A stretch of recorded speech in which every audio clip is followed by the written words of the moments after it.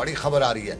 हम तरक्की कर चुके हैं और गरीबी की सतह से जो हमारा रेशो था वो कम हो चुका है। नीति आयोग की रिपोर्ट है, जरा बता दीजिए। कहते हैं जम्मू कश्मीर तरक्की के पायदान चढ़ चुका है और नीति आयोग की रिपोर्ट है।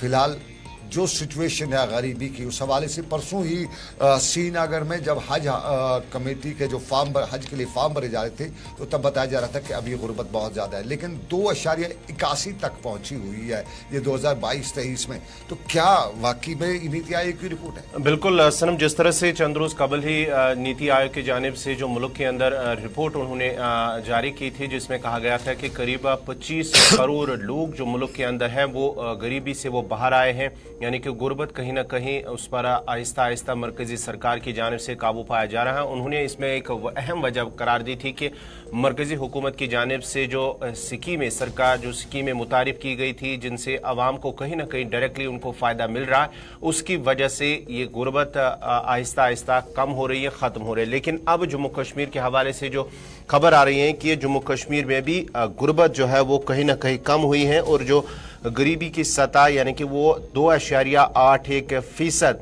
2022-23 के हवाले से उन्होंने अपनी इस रिपोर्ट में जारी किया है। उनका मानना है, जो नीति आयोग की रिपोर्ट है, 2005-6 के दौरान जो जम्मू कश्मीर की रेट थी, पॉवर्टी रेट, वो 40.45 से 45% के दरमियान, और वो जिस तरह से कम हुई है 2.81 पर पहुंच चुके हैं। ये नीति आयोग की रिपोर्ट में कहा गया है कि किस तरह से इन सालों के दौरान जम्मू कश्मीर के अंदर इस गुर्बत में कहीं ना कहीं कमी आई है। और उन्होंने अपनी इस रिपोर्ट में कहा है कि जो हुकूमत की जानिब से स्कीमें जारी की गई हैं या मुख्तलिफ ऐसे आवाम के लिए, गरीब लोगों के लिए, उसका फ़ायदा उनको, उनका बेनिफिट जो है वो डायरेक्टली उन लोगों को मिल रहा है, जिसकी वजह से इस गुर्बत पर काबू पाने में मरकजी हुकूमत कामयाब हुई है। आज अगर नीति आयोग की रिपोर्ट्स को देखा जाए तो बारामूला के हवाले से बड़ी खबर है। मीर हिलाल हांजूरी भी खबर बताएंगे, उनसे भी जानेंगे। लेकिन सबसे इंपॉर्टेंट है कि बारामूला के हवाले से बारामूला जिला भी नीति आयोग की रिपोर्ट में तरक्की, यार बुलंदियों को छू रहा है, बहुत तरक्की कर चुका है। और यहाँ पे जो अगरचे पिछले साल जो कैपेक्स बजट से लेकर दूसरे बजट थे उनमें 3 करोड़ रुपए जो एडिशनल वहाँ पे फंडिंग को बारामूला की हुई थी, उसमें कहा जाता है कि हमारा जो एजुकेशन सेक्टर है, हमारा जो हेल्थ सेक्टर है और जो हमारे स्किल डेवलपमेंट को जो सेक्टर है, बेसिक इंफ्रास्ट्रक्चर है, एग्रीकल्चर है, उसमें बड़ी तरक्की हुई है। और नीति आयोग रिपोर्ट ने जो एस्पिरेशनल डिस्ट्रिक्ट प्रोग्राम जो है इंडिया लेवल का, उसमें बारामूला को टॉप डिस्ट्रिक्ट्स में शुमार किया है। यानी बारामूला का जिला जो पिछले साल तरक्की कर चुका है वो बहुत ही काबिल तारीफ है। और हमारे लिए बड़ी खुशी की बात है कि हमारा कोई जिला जो है वो तरक्की करता है, आगे बढ़ रहा है, और ये काफ़ी हमारे लिए अचीवमेंट है। बारामूला जिले वालों को भी मुबारक हो। और फिर नीति आयोग की जो रिपोर्ट है उस पर जम्मू कश्मीर के आवाम को भी मुबारक हो कि हम बिलो पॉवर्टी लाइन का जो ग्राफ है बहुत कम आज नीचे आ चुका है 2 के आसपास। लेकिन मीर हिलाल हांजूरी हमारे साथी हैं, वो सुबह सुबह रिपोर्ट को पढ़ भी रहे थे, बता भी रहे थे, समझ भी रहे थे। मीर भाई हिलाल, जरा बता दीजिएगा कि क्या नीति आयोग की रिपोर्ट जो है वो क्या बताती है, वाकई में हम इतना कामयाब हो चुके हैं? देखिए, फिलहाल जो ये रिपोर्ट आई है इसमें कोई शक नहीं है कि जो श्रीनगर सिटी है, जिसे स्मार्ट सिटी के तौर पर भी अब जाना जाता है, और इसमें बेस्ट सिटी जो है इसे करार दिया गया है। और इसमें best city leader of the year जो है वो अतर आमिर को कहीं ना कहीं चला जाता है, क्योंकि उन्होंने भी इस हवाले से एक पोस्ट की हुई है जिसमें उन्होंने शुक्रिया अदा किया है और उन्होंने कहा कि ये मेरे लिए बाइस फख्र है कि मैं भी इस टीम का हिस्सा था जिसमें ये बेस्ट सिटी लीडर अवार्ड जो है वो श्रीनगर सिटी को चला गया है। तो इस तरह से वक्तन फौक्तन हमने देखा कि इससे पहले डिस्ट्रिक्ट हो या टाउनशिप्स हो तो जम्मू कश्मीर को ये अवार्ड जो है हासिल होते रहे हैं।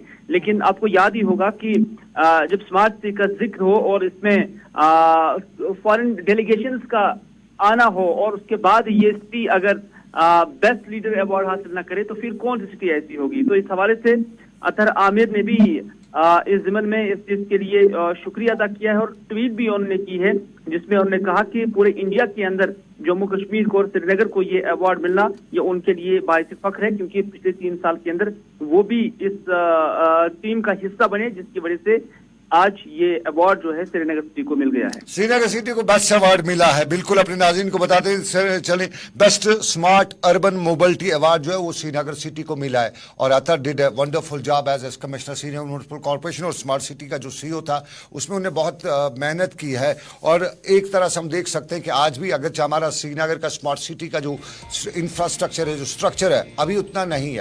अभी बहुत कुछ करना है। अभी तो वो फेस वॉश है, इसे हम कह सकते हैं। अभी बॉडी को और डेवलप करना है बॉडी। लेकिन अभी आपको लगता है कि ये अवार्ड जो है इसमें और बहुत कुछ करने की जरूरत है? अभी शहर में और भी जो प्रोज एंड कॉन्स हैं उनको देखना पड़ेगा। देखिए, इसमें कोई शक नहीं है। अभी जो ये स्मार्ट सिटी प्रोजेक्ट है ये मुकम्मल तौर पर श्रीनगर के अंदर मुकम्मल नहीं हुआ है। अभी भी इस पे काम हो रहा है। हालांकि कई एक जगहों पर हमने देखा कि शिकायतें भी आ रही थी पब्लिक की जानब से और फिर एडमिनिस्ट्रेशन की जानब से उन्हें दूर करने की भी कोशिश की गई है। लेकिन अभी ये प्रोजेक्ट जो है पूरी तरह से मुकम्मल नहीं हुआ है। उस लाल चौक के पेरिफेरीज के अंदर अभी भी कई सारे ऐसे प्रोजेक्ट हैं जो अभी भी ज़ेर तामीर है, उस पर काम हो रहा है। लेकिन जहां तक लाल चौक के आसपास पोलो व्यू का जिक्र करेंगे, वहां पर तारों को अंडरलाइन करना, बिजली को अंडरग्राउंड करना और फिर वहां पर नई तर्ज तामीर को मुतारिफ करना, उस चीज से कि एक खूबसूरती जो है उस लाल चौक के आसपास जरूर देखी जा रही है। उसमें कोई शक नहीं है। जिसमें कुछ दुकानदार भी हम देख रहे हैं जो आसपास है वो भी मुतमईन नजर आ रहे हैं। तो एक लुक जो है लाल चौक का वो जरूर बदल चुका है।